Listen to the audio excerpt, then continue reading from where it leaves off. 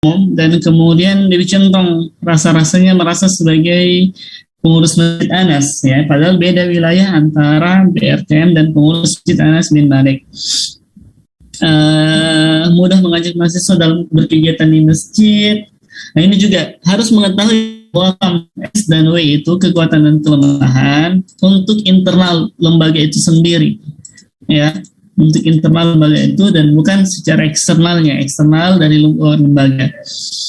Mudah mengajak mahasiswa berkegiatan ini perlu dilihat apa sampelnya. Misalnya ada satu kegiatan di mana pesertanya banyak. Kalau alat hitungnya adalah salat waktu, ya pasti banyak lah, ya. Kalau alat hitungnya adalah salat 5 waktu di masjid, ya pasti banyak, namanya salat wajib, ya. Bahkan diinzar kalau tidak. Membutuhkan fasilitas yang ada di kampus kepada orang-orang di luar ini juga kurang tepat sih sebenarnya kalau menjadi sebuah kekuatan. Ingat, kekuatan itu pertama dari personaliannya gimana, manajemen kegiatannya gimana, terus keuangannya gimana, ya, dan juga sekretariatnya gimana. Jadi misalnya dari segi kesekretariatan kan mustakar, ya, BRTM punya sekretariat yang mustakar di masjid, tidak sama dengan himpunan yang lain atau lembaga yang lainnya yang lebih kepada hidup nomaden, ya, seperti manusia purbakala yang berpindah tempat. Kan Masya Allah, mustakar, ada ruang imamnya, ada ruangan apanya lagi, pengurusnya, ada ruangan medianya, ya, Masya Allah, ya, dia punya aset paling banyak yang bertanggung jawab. Terus dari memperkenalkan fasilitas ini juga perlu dilihat, ya, karena ini bisa terukur jika ada pengurus BRTM yang selalu standby di pintu masjid menjadikan pencerahan kepada masyarakat yang butuh untuk wudhu, tapi kan nyatanya tidak ada, ya, atau rambu-rambu yang semisalnya, ya, dari segi manajemen. Jadi harus dipersempit kepada untuk unsur internalnya. Termasuk poin kelima ini, perhatian besar orang luar. Ini orang luar berarti mananya apa? Internal atau eksternal? Taufik atau siapa tadi? Nur Syafri. Ini internal atau eksternal? Kalau kepercayaan dari luar, internal seharusnya dia masuk di peluang, ya, bukan di kekuatan. Mampu datangkan para syekh Ustaz. Ini perlu dilihat yang datangkan selama ini BRTM atau pengurus masjid, ya. Nah, sehingga wilayahnya perlu diperjelas setiap bagian, ya. Terus sistemnya lingkungan kampus. Ini perlu juga lihat apakah lingkungan kampus atau spesifik dalam masjid itu sendiri, ya, masjid. Ini bukan misalnya apa lagi, ya? Kekuatan masjid atau perhatian terhadap kebersihan masjid yang masih rendah, ya. Ini sepakat tidak, ya? Apa kalau sudah iftar sampahnya bertebaran sana sini, apalagi perawatan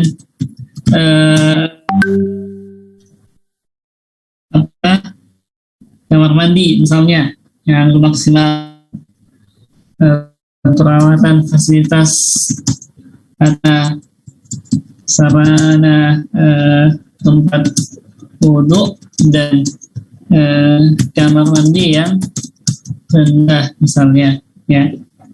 Yang seperti ini walaupun lebih tadi kepada pengurus, apakah semua pengurusnya aktif, ya, pengurus sebagian besar misalnya masih di daerah, ya, di daerah, ya, sehingga tidak maksimal dan seterusnya, ya. Jadi perlu dipetakan kembali yang mana yang bagian bagian internal dan bagian eksternal. Baik, ada riba, ada siapa lagi yang sudah kirimkan? Kelompoknya Wahfi tadi ada nggak yang sudah kirim? Saya belum bisa akses emailnya nih, ada kendala. Ya, dapat bahasanya sudah sendiri nih, Jadi yang lainnya mohon untuk diperbaiki, khususnya kelompok yang belum sempat buat atau tampil. Kelompok berapa tadi? Satu, 1, 3, dan 5 ya. 1, 3, dan 5. Kelompok Sukirman, tugas antum mana? 61 sementara Ustaz. Kayaknya terlalu sibuk ini semua ya. Baik, kita akan masuk ke materi kita pada kesempatan kali ini. Materi kita terkait dengan teknik decision making atau teknik pengambilan keputusan.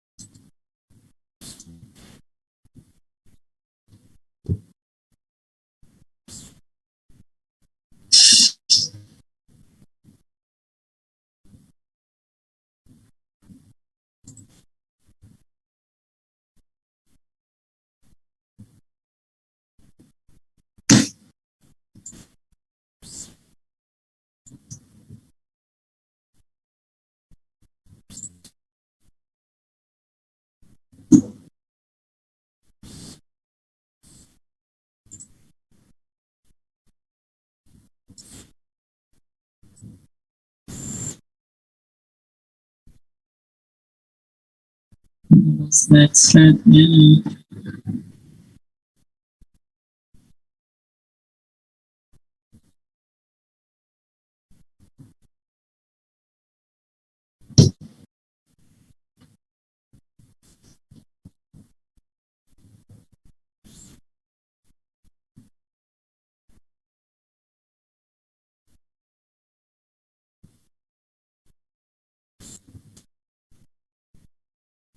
Baik.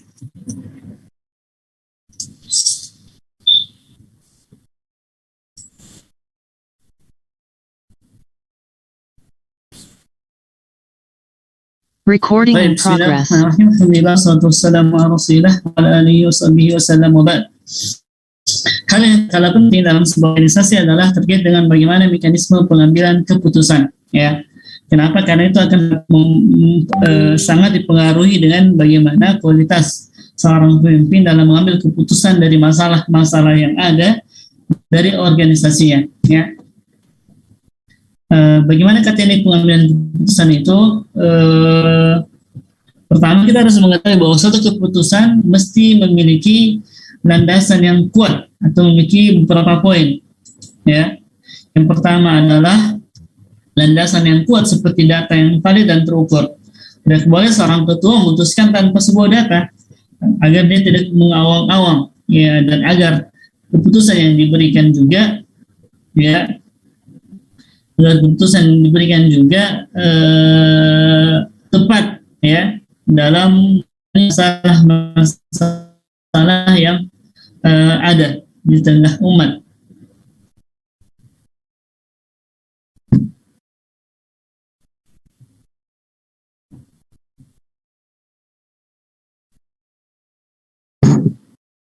Yang kedua adalah harus berdasarkan hasil monitoring dan evaluasi.